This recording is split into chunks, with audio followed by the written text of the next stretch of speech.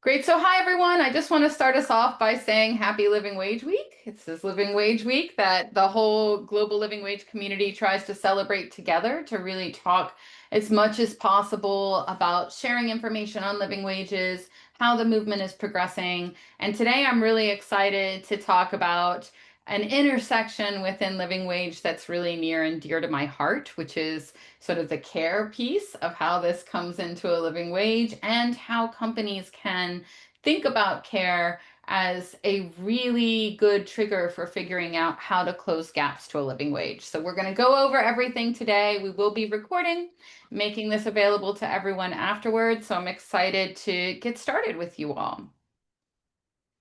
I wanted to just start with some introductions. I am Michelle Murray. I'm the CEO here at Living Wage for Us. We are a 501c3 nonprofit that works on living wage issues. We estimate living wages across the US and we work on global leadership as well.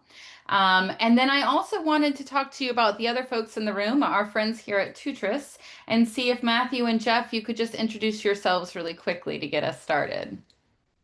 Sure, I'll jump in first. I'm Jeff McAdam, and I'm the communications director over at Tutris. I've been with in the childcare space for about 4 or 5 years, which I know will be a highlight of this conversation today. And Matthew, I'll send it over to you. Yes, thank you, everyone. Great to meet you. Thank you for taking time out of your very busy day to join us. We're looking forward to learning together. I'm the Senior Director of Government Solutions here at Tutris. Michelle, I'll turn it back to you.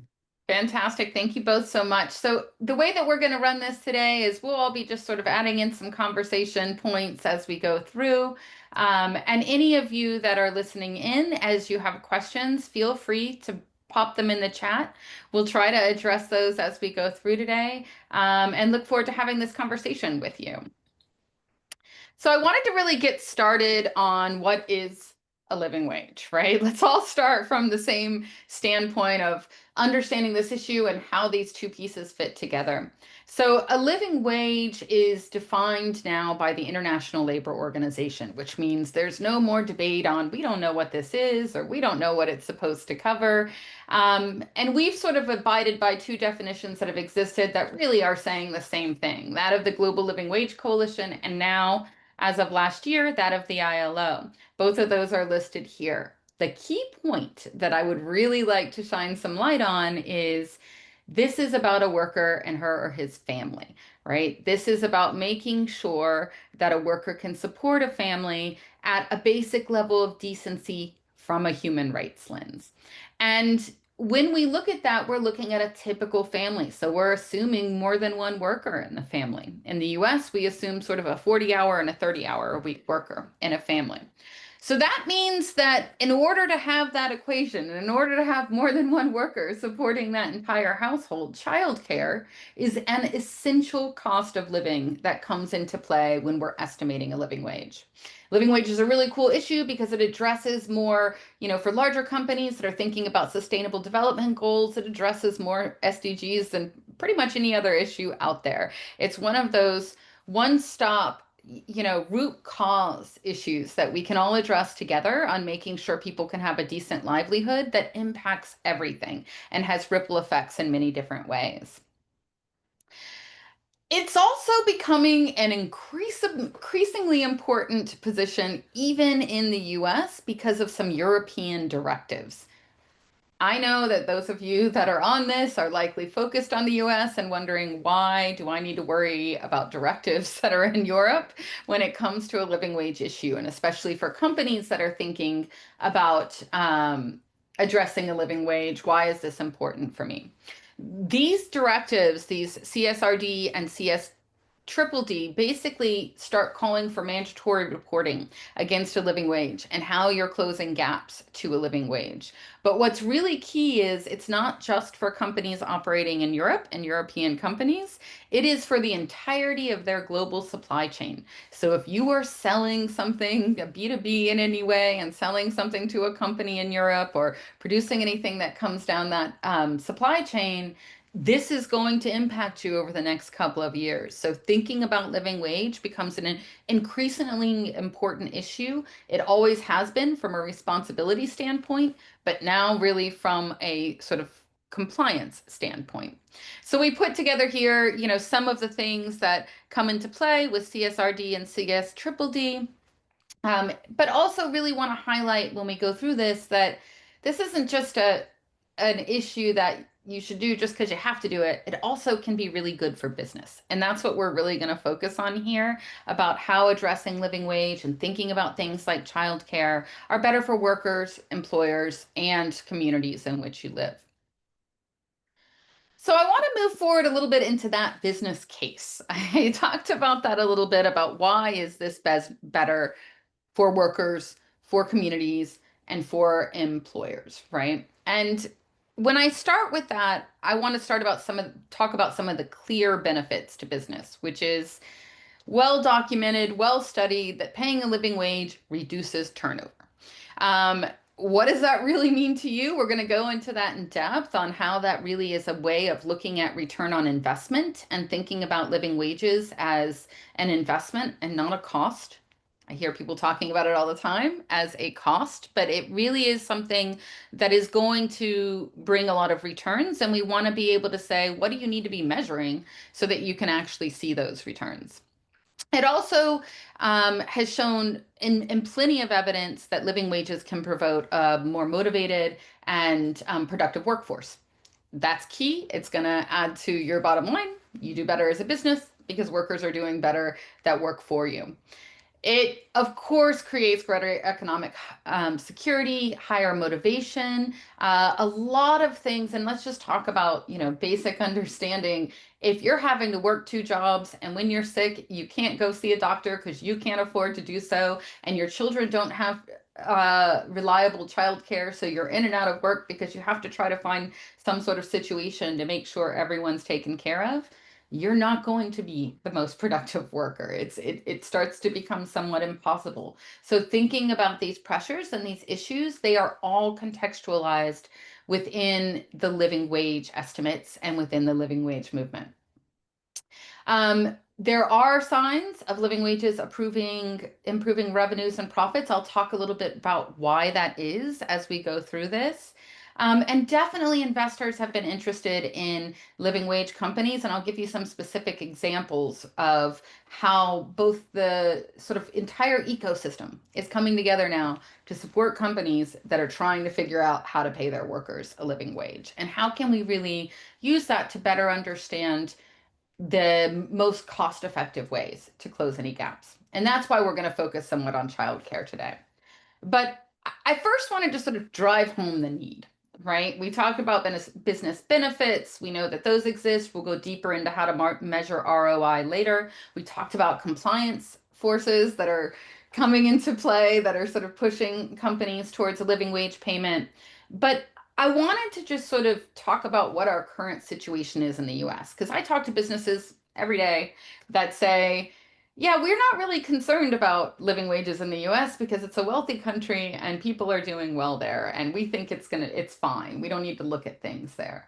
But we have major issues right now in the US in terms of our populations not earning a living wage.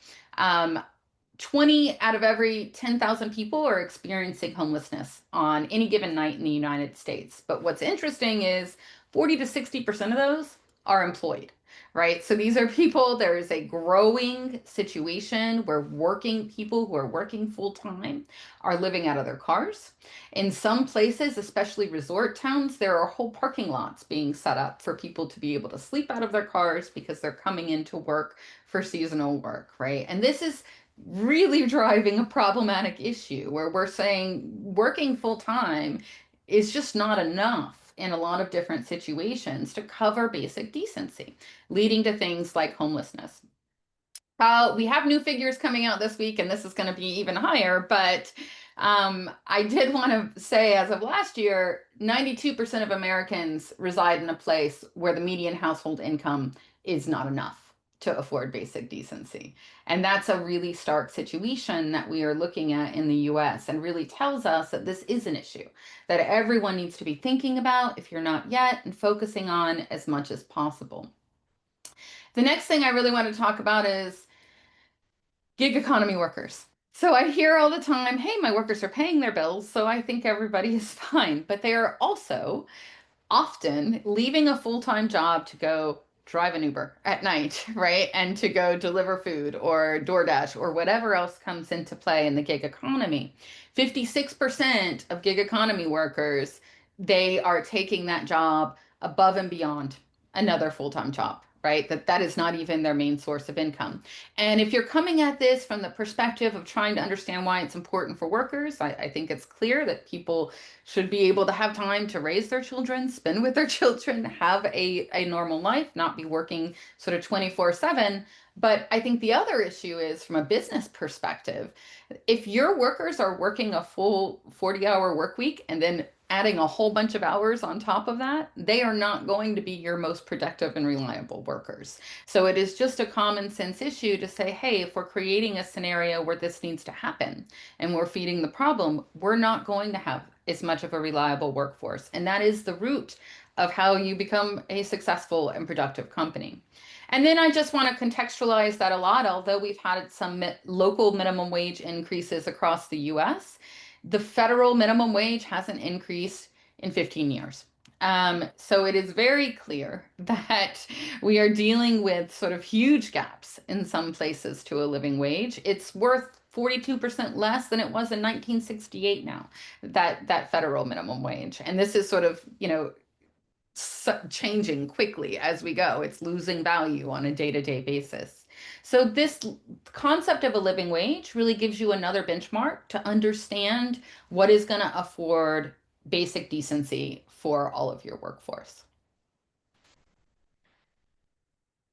I want to go ahead and talk about something really quick that I think is really important, um, which is the demand for a living wage, right? How important is this issue to Americans when we really talk about it?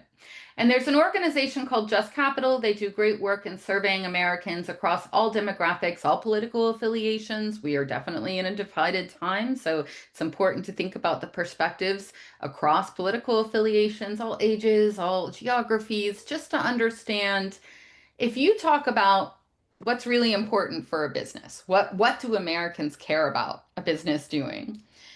The number one issue, and this has been the case for years, it has not changed, is by far that they pay a fair living wage. That's what Americans care most about, right? And you can see it against all these other sort of sustainability, responsible issues. Pays a fair living wage is at the very top. And it is an apolitical issue. Nowadays, in a divisive world, it is really important to think about, hey, I want to do something responsible. I want to do something in the right way. And I know that there's a lot of, I don't want to anger anyone on one side or the other. I just want to operate my business and do the right thing. This is that issue that appeals to everyone, right? So if you look at the bottom right, you'll see data from Just Capital that every single demographic group, no matter where you are, and this is the same for whether you're conservative or progressive or Democrat or Republican or how they identified this issue as number one to them. So we're really talking about something that every American really cares about within a living wage. And the only group that put this as number two is those that are retired, right? Those that are 65 and up and aren't thinking of it every single day, but they still placed it as number two. And I think that's a really telling thing in the US. And what that offers is an opportunity to say, if you can achieve paying a living wage, and you're able to talk about that. And that's why Living Wage for us, we offer certification for living wage employers. We work with employers along their journey. We help them figure out how to cost effectively close gaps, which we're going to talk a lot about today in the childcare angle. And we really help them along that journey so that you do have a seal to tell employers that you have a third party with publicly available data that has confirmed that you're paying a living wage to all your workers. And it allows you to really think about, we can appeal to all of these Americans that really care about this issue. The other ones that care about this issue, and I mentioned it before, are investors. So we work together with the Interfaith Center on Corporate Responsibility. They are groups of investors that represent $4.5 trillion in assets under management and have signed on to a pledge asking for all US companies to pay all their workers a living wage and saying they would like to invest in companies that are actually paying a living wage to their workers and that they see this as a business benefit and really thinking beyond the sort of quarterly returns into how can we make a sustainable business work long term. Living wage becomes a super important issue in that. So it's a it's a really smart tool. It's a really smart thing to do, not just because it's the right thing to do. It's just works in so many different ways.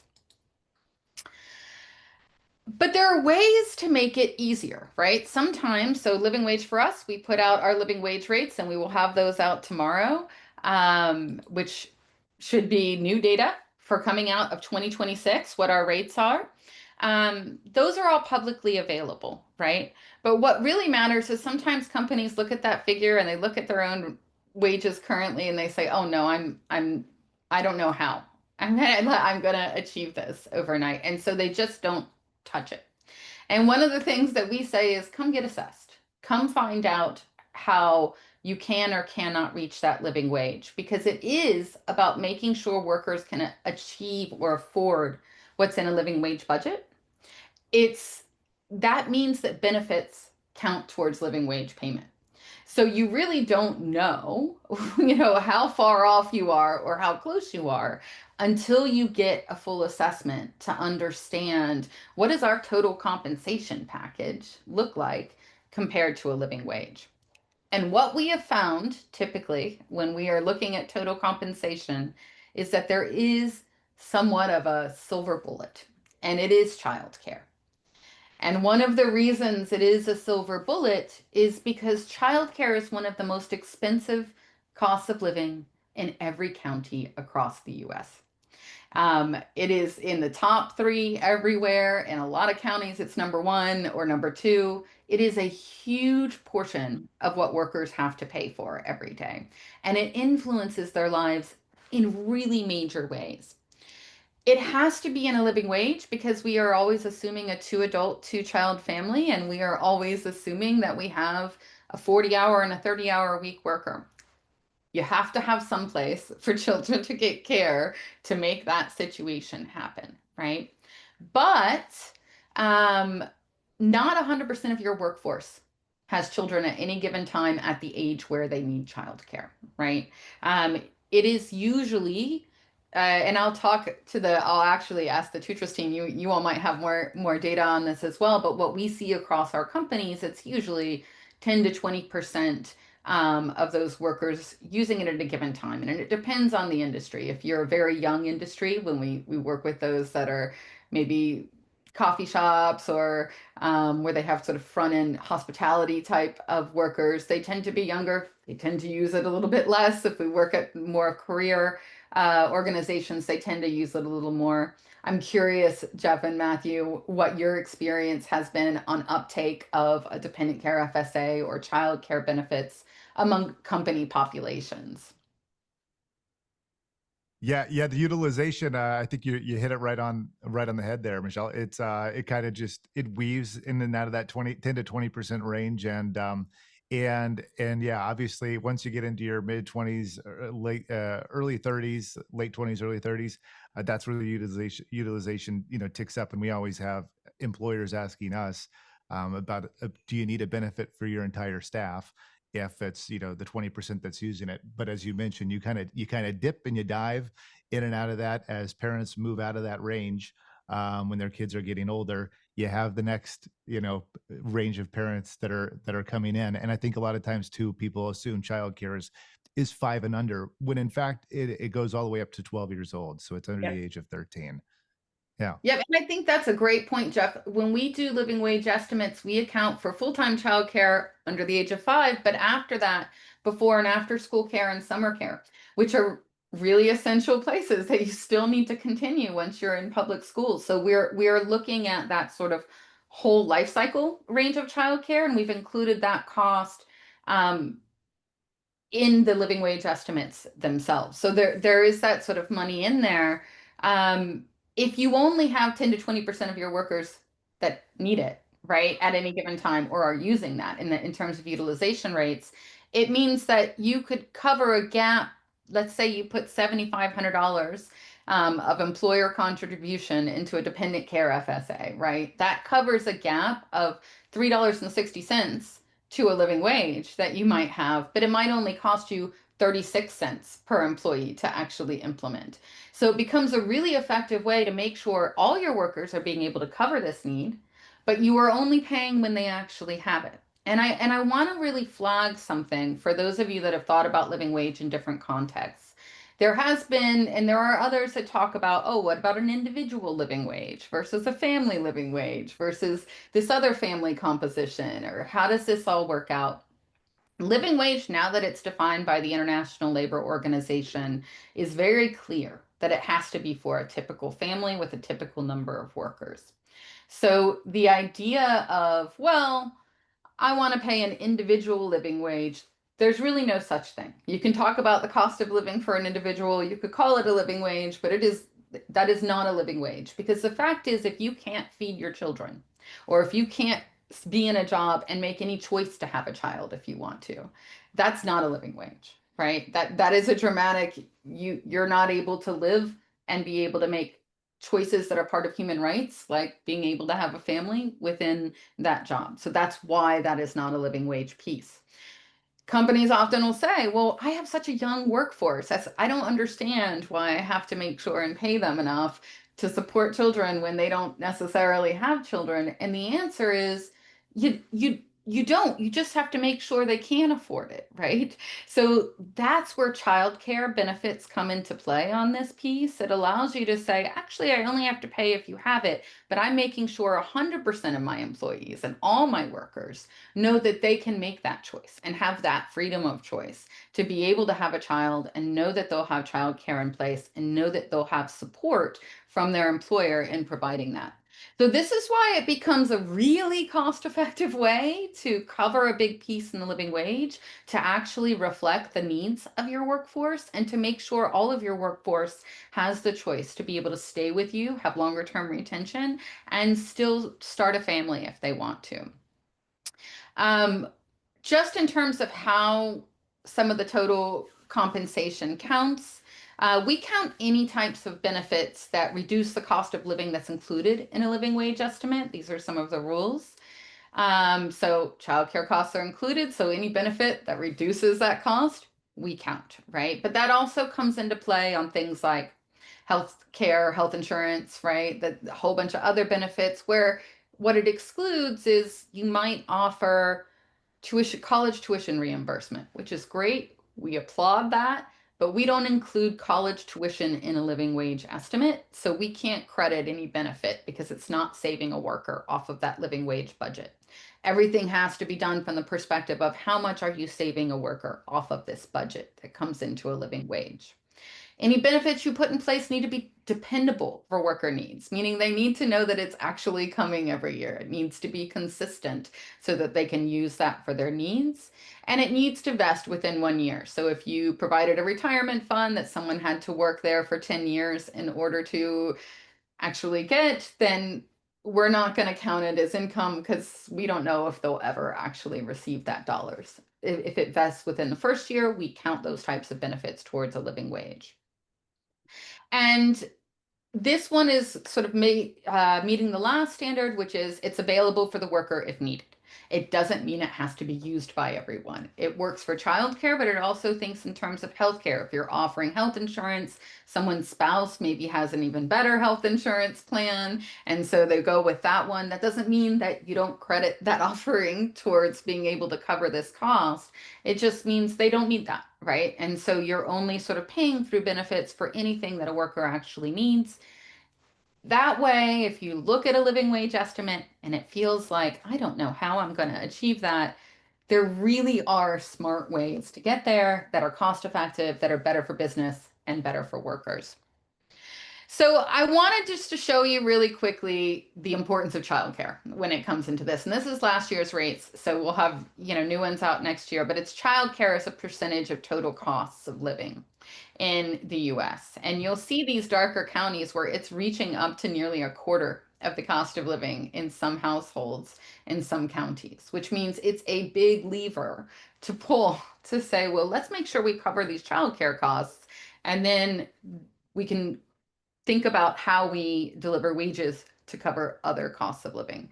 I'm going to take a second and see if anyone on the Tutors team has, seen something similar in terms of how big of a portion this is for households.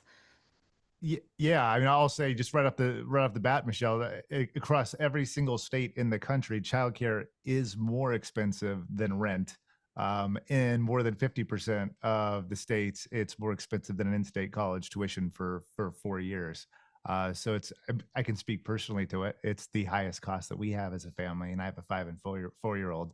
So so yeah, what you're saying kind of it tracks it. It hits home for what we're going through and what we've seen across the board, and especially when you see what the expected household expenses toward childcare are supposed to be in that 7 to 8% range.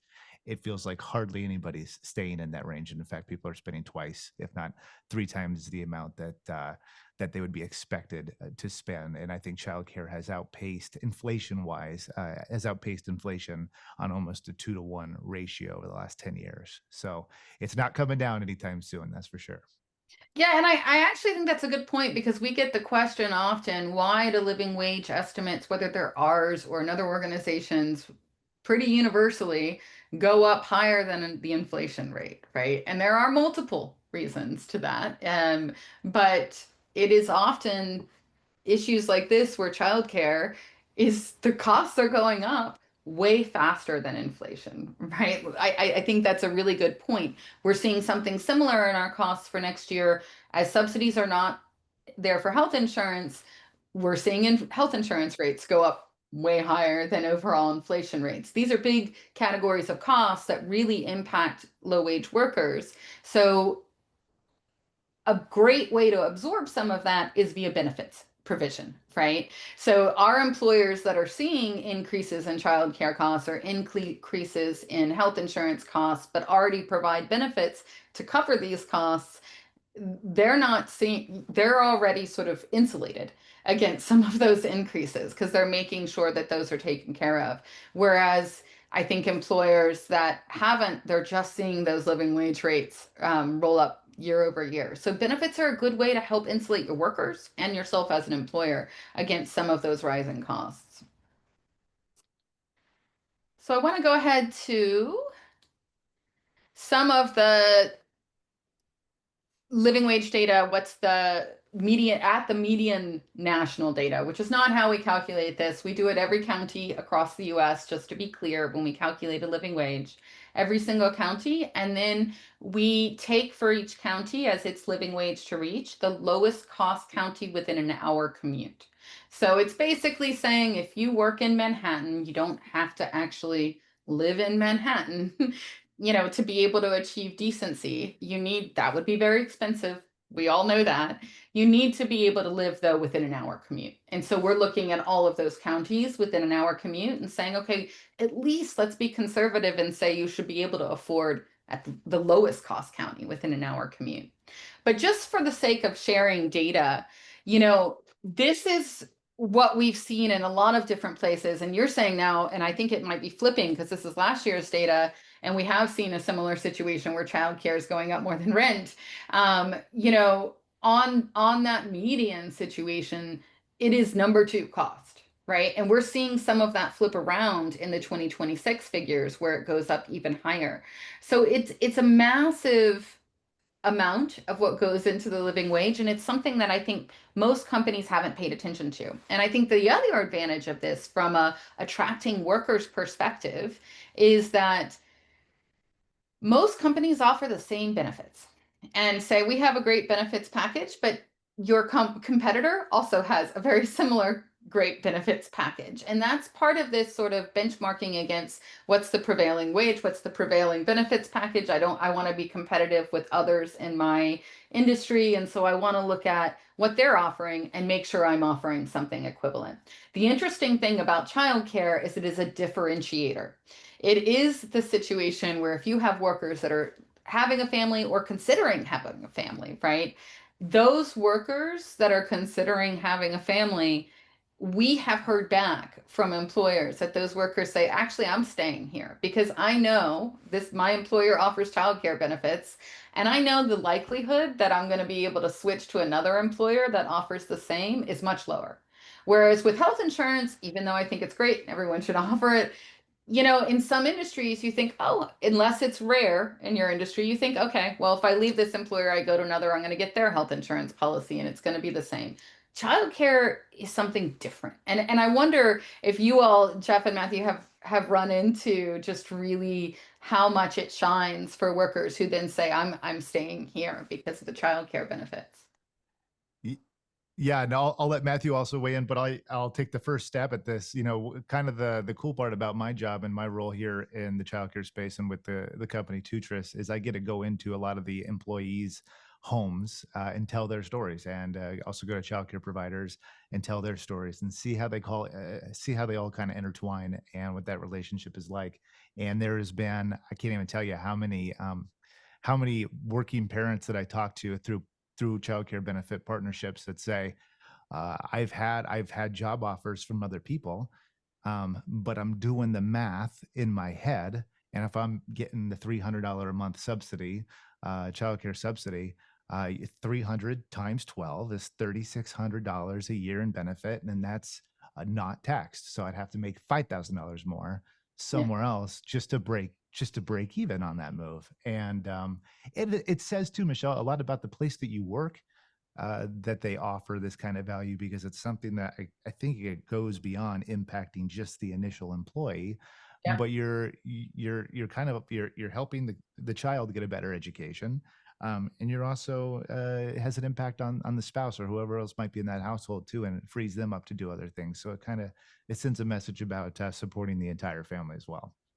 No, I think you're absolutely right. And we see the same thing. And it's just nice to see that the data and those that are working in different aspects of engagement with childcare, that we're all hearing the same stories about how impactful these types of benefits can be.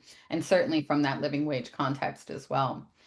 I wanted to just draw out an example here of, and this is our sort of Seattle scenario that has existed. Again, we have new data coming out, so living wage rates will change, but what is currently out in terms of what that cost of living is that we saw last year across Seattle, right? And this is an issue, and these are sort of our living wage maps. You can find it at livingwageforus.org. You can click on any county you want and get this same living wage data on exactly the lowest cost county within an hour commute from that. We had used USDA commuting zones in the past, so you'll see color coding in the counties here. Those are based on, we used lowest cost county within USDA commuting zones. There are some flaws in those commuting zones. Some of them out west are very large, and some of them on the East Coast means, maybe a county, just because it falls into another commuting zone that is a half-hour drive away, is suddenly not available within the commuting zone. And that certainly happened with New York City.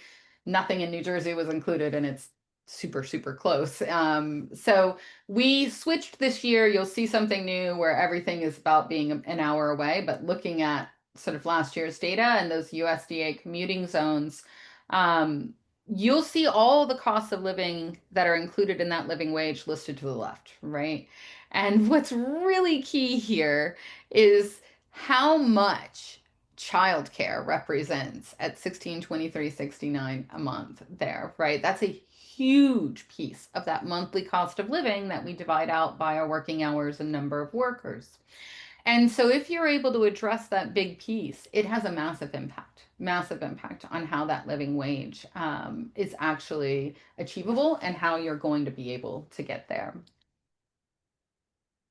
So in this scenario, if you could imagine somebody that started out with a $10 an hour wage gap, right, to a living wage, and we did an assessment, and let's say they're starting out with a base wage that's $2 an hour over local minimum wage. There's a local minimum wage that's pretty high in Seattle. It's one of the highest in the country. if not the highest at this point in time. But it is a gap of $10.30 an hour when they're paying $2 over a minimum wage. But then we start thinking about the value of health insurance, right? That's $3.70 an hour in the way that we would look at this specific plan. Um, and that's a very expensive plan that's going to cost a lot to employers when it really comes down to it, right? Then we talk about, let's say the employer gives a medical FSA. All of these are sort of pre-tax benefits. We always look at pre-tax because you also save on the tax end. And we go through, well, how much would that close up the gap? Because these are typical insurance benefits that companies are offering. What gets them there, right, is that real childcare benefit that significantly has more value against that gap than any of those other benefits, and it actually is going to cost a lot less to implement than the health insurance benefit for sure. I'm not saying don't give your workers health insurance. Absolutely, give your workers health insurance. I'm simply saying that looking at the value of that child care benefit is hugely important when you're thinking about how do we achieve a living wage and make sure that we do well as a business. And we're really trying to make sure both of those things happen. Worker covers their needs, but you're also doing well. So I wanted to see, and it's great that we were able to have Tutris in the room today because, and this is where I'm going to pass over a little bit, is they are really experts on these child care benefits provision. And one of the reasons that we did this together was we hear from our companies all the time when we do a living wage assessment and show them how much of the gap could you close to achieve a living wage and how much do we expect it would actually cost you. We tend to just sort of talk from the angle of a dependent care FSA because that's the thing that we understand and we know what it is, and it's okay, an FSA account and it's a tax-free account. And so we'll go that far, but that has a cap on it, right? And there's lots of different things that you can do and different ways you can approach this. And our companies always say, well, who do I talk to? Like how I don't know how to implement these benefits. They aren't common. It feels like a difficult thing to do. So that's one of the reasons we partnered on this webinar today is have you hear from some of those experts that are actually looking at this that can explain that a little further. And so I'm going to go ahead and hand that over and see if you guys at Tutris can give a little bit of information about how you look at this. Yeah, thank you, Michelle. And I'll kind of briefly give a little bit of background and context to who I am and how I personally relate to this industry and to this childcare benefit ecosystem. I have a 4 and 5-year-old, so I'm still right in the mix of everything when it comes to expense. And I can tell you, it is still it is still like the major challenge, not only for myself, but everybody, all the other parents that we talk to on a daily basis. I think last year we spent the cost of childcare for us was $35,000 total for our 2 kids, and that's not, if you're talking to other parents, their eyes don't pop out when you say that. It's not like we're paying for the luxury childcare option. That is a pretty average cost for 2 kids in childcare these days, and that has a huge driving force on the decisions a lot of parents make. I know for my wife and I, 4 years ago, when we were having our second child, we literally started working our way back from a mentality standpoint financially. Thankfully, we had a little bit of savings to start, but we said, what do we need to do to survive the next 5 years? If we have X amount in our bank account, what can we afford to lose every single month to come out of this 5 years later and still be in the positive, not in the negative? And that is a sad reality that a lot of parents are going through, and a lot of them makes a decision on whether they have a second child or a third child, or even could have the first child in the first place. And so my wife ended up dropping out of the dream job that she had worked so long to get. She was a TV news anchor in San Diego, but was working part-time 3 days a week. And when you have $35,000 in yearly childcare expenses, you work 3 days a week. The math kind of ain't mathin', And so there's a lot of parents that like my wife end up dropping out. And she was on the sideline for about a year until I found an employer at Tutris that offered a childcare benefit, and suddenly it made sense where now she can financially get back into the workforce, continue pursuing that dream. And so what does that mean? How do companies get to the point where they offer a childcare benefit? You hear the the term tri-share, which Matthew will talk on a little bit. Maybe you've heard that, or duo share. And that is simply creating a childcare benefit where the cost can be shared by two parties. So it's the employer that's maybe it's a $200 a month contribution, maybe it's $400 a month, whatever the employer decides. They're taking on a part of the initial cost, and then the parent is paying the rest, the duration of it, and that's how you get whole on the expense. And there's new incentives that have been built into this federal legislation that have expanded the tax credits, with which Matthew will kind of dive into. But it is substantial, the amount of credits that are available to employers at this point, to get return on investment right off the top for being in the childcare space, the childcare benefit space. From an administrative standpoint, you talk to companies all the time that go, "Well, geez, that just feels like such a heavy lift." I can imagine it feels like you're going into a whole new business when you're considering the childcare benefit space. Do I have to open my own childcare program? Is there licensing that comes with that? And these days, that's not really the most efficient or cost effective way to do a childcare benefit. It can be a third party administrator, somebody like a Tutris, that all that money can flow through a platform, administrative free. It distributes the funds directly to a childcare provider. So if an employer is putting $300 a month in, it goes through a platform directly to the childcare provider, seamless. And a parent can also tap into a platform like that to not only help subsidize the cost of their care, but even to help search for care. So for us, I use my child care benefit to go on to, for us, it's the Tutris platform where you can search your city, you can search your zip code and see over 200,000 plus unique childcare options. And you can sort by the overnight care. You can sort by weekends if you work the weekends, and find the perfect fit for you. Because if you talk to any parent out there, the problem is twofold, Michelle. It's how do you pay for it, but how do you find it in the first place? There's what they call childcare deserts, meaning that there's the childcare is outpacing the availability by 2 or even threefold, and that is everywhere pretty much. You look in the United States, a large amount of counties are what you would consider childcare deserts. So having resources, having a benefit that your company offers that can help you not only pay for childcare, but find it in the first place is critical. And so that's what a lot of companies are turning to from a duo share standpoint: is how do we get in the game? How do we administer that subsidy? And how do we help help our parent find childcare in the first place? And with that, Matthew, I'll hand it off to you. Sure. Yes. Thank you, Jeff. And just a little background on myself. I've been involved in the child care system for several years and experienced the need, as Michelle's and Jeff have explained, for childcare.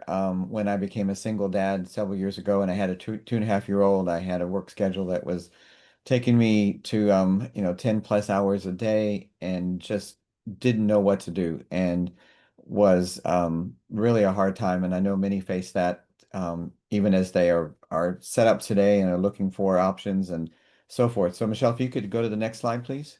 Yep. So Jeff mentioned the TriShare program.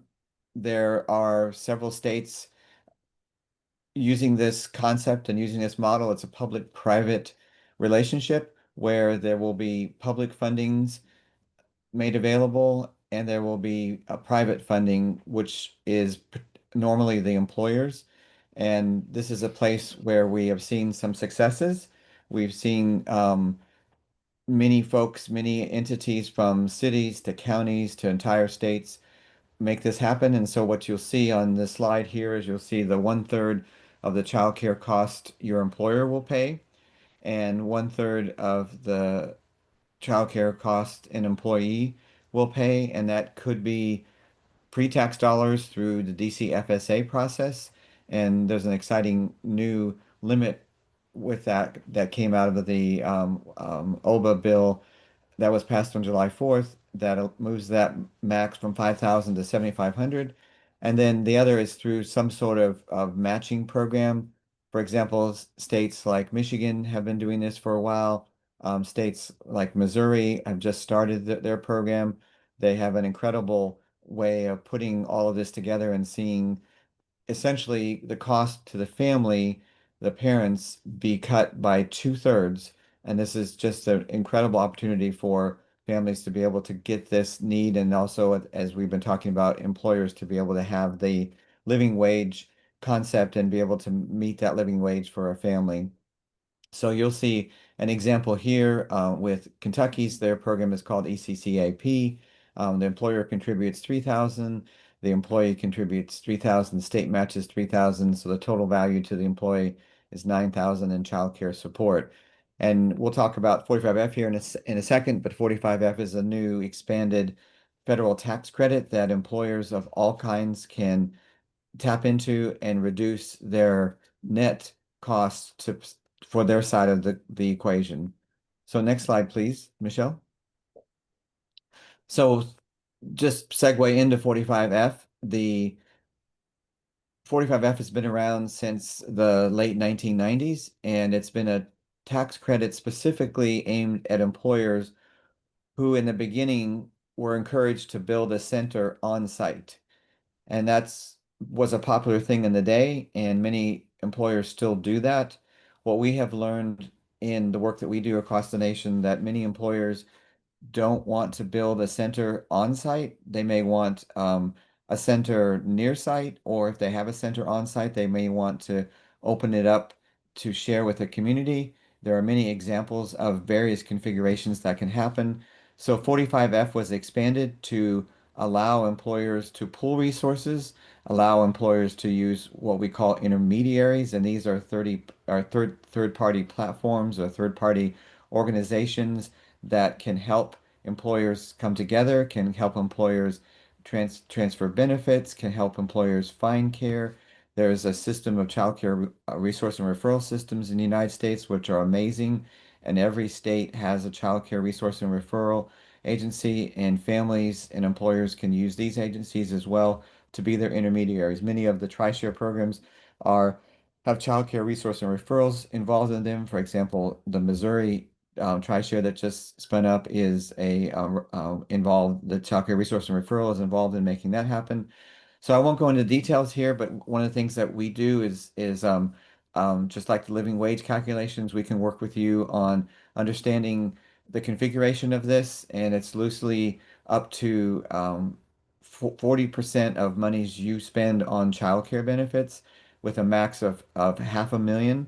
And then if you're a small business, which is what this change was really targeting at, you can get up to 50% of your money, up to 600,000. So what that means practically is that if you spend $1 to allow your employees to have a living wage when it comes to childcare benefits, you'll get 50% of that back in a tax credit. So it moves the needle on this and really makes this cost effective for employers. So next slide, please. So on this, the DCAP and DCFSA, most of us probably have a medical FSA or a dependent care FSA. That's when you authorize your employer to take some of your wages and put them in an account for you to use them for dependent care, for taking care of, as we talked about, your 0 to 13. This is a great opportunity. This becomes part of your money as an employee. It's a pre-funded account, and it's 100% tax-free. Today, it's up. The max is 5,000 as of Jan 1. The max moves up to 7,500. The difference here with the DCFSA is this also includes the 0 to 13. There's some limits on 45F to be licensed care and so forth. So there's some differences in this. The exciting thing is employers can take some of money that they will give to employees and put that under a DCAP. So it's the same configuration as a DCFSA, but in DCAP, it is the employer money. So the employer can give up to $7,500 to the employee in the same kind of benefit fund, and then the employee can access that money through platforms like Tutris to make sure that that money is going to take care of their dependent care needs. And Jeff, I'll turn it back over to you. Yeah, and one other thing too on the DCFSA, it's interesting being a parent going through it firsthand, and also just talking to parents that are that we are coming in contact with on a weekly, if not, daily basis, there are a large portion of parents who maybe even have a DCFSA who didn't even know they had a DCFSA or what that means or how do they utilize it or you got to collect all these receipts and submit it. And so we see, surprisingly, sometimes the utilization can be surprisingly low. And the nice thing about these childcare benefits is the third-party administrator like Tutris, they have a lot of abilities to build that in automatically into the payment system. So it is out of sight, out of mind for employees and for an administrative side from an HR perspective.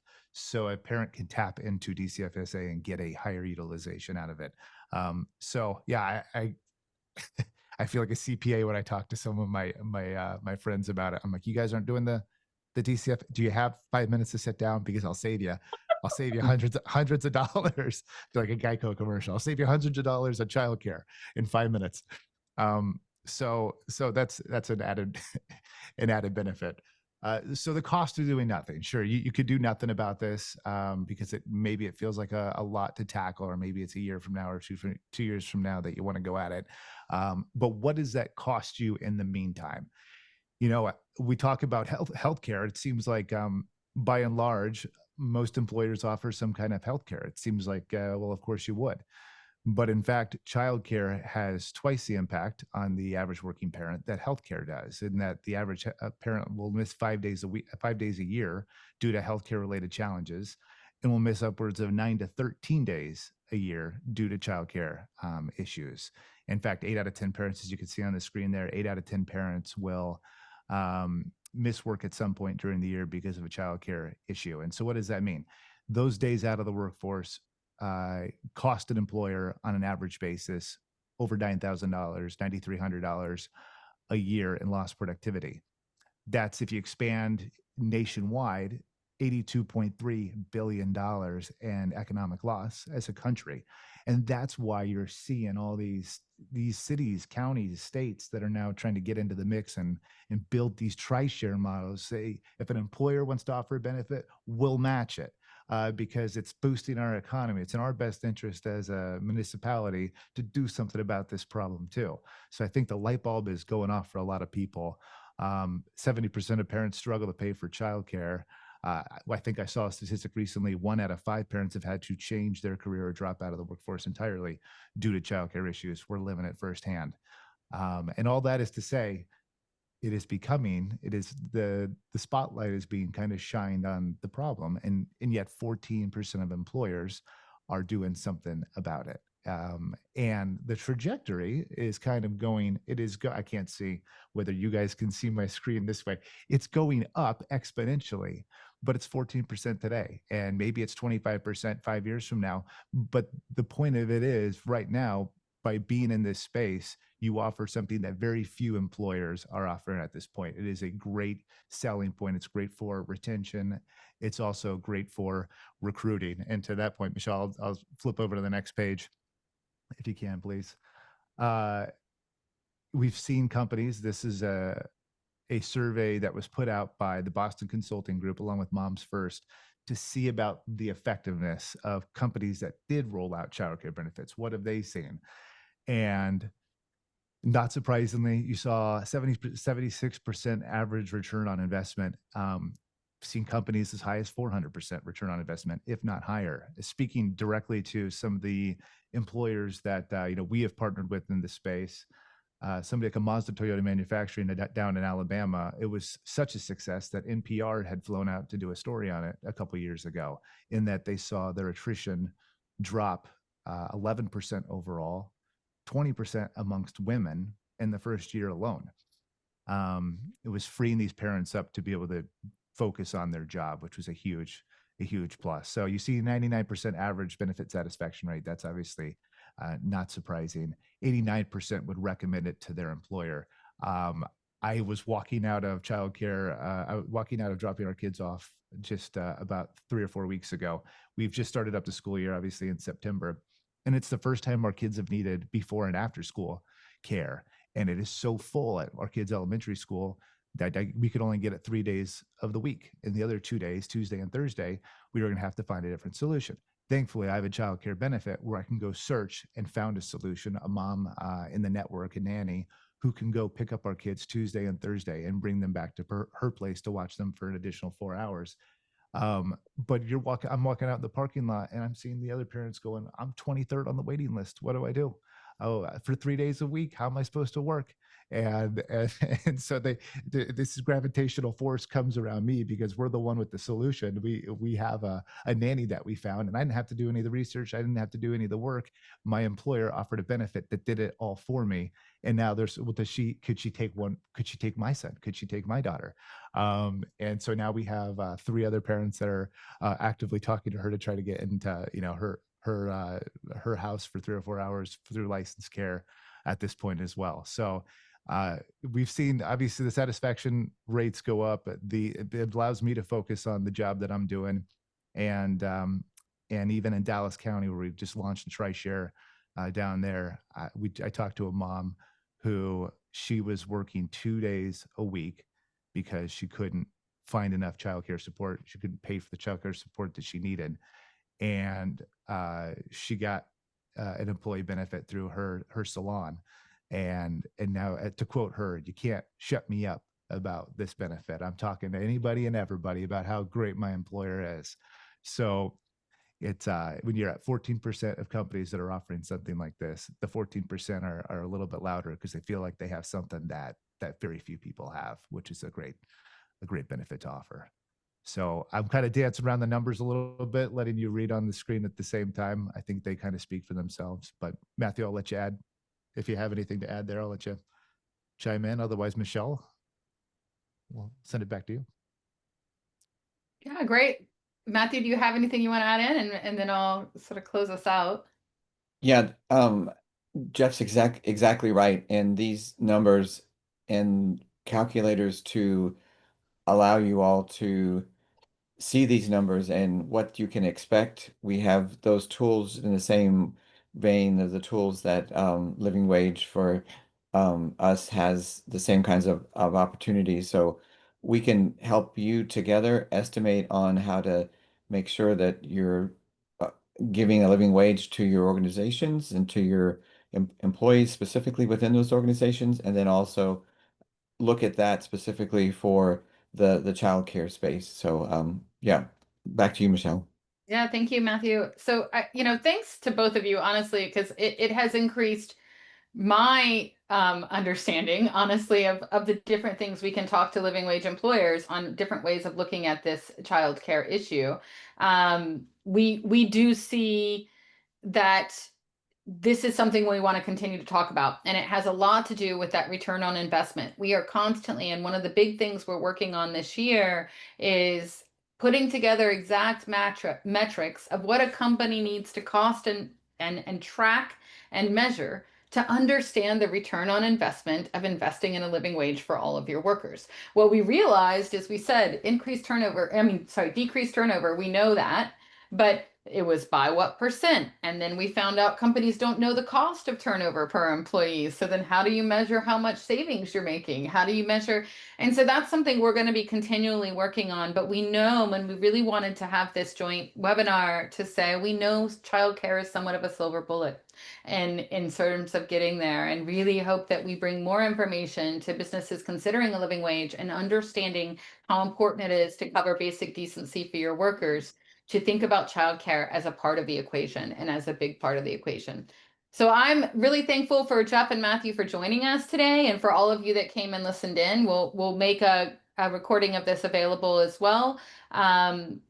If anyone has any questions or comments for any of the team, I know we're at time, but feel free to follow up via email with either Jatea or myself that are listed on the bottom of this slide. And if it's a question for Tutris, we'll make sure to get that over to that team as well. But just really appreciate you all both joining us today. Thank you. And thanks for everyone else for coming and listening in. You got it. Happy to be part of it. Thanks, Michelle. Yes, thank you, Michelle. Thanks, everybody, and have a great day and happy Living Wage Week. Bye-bye.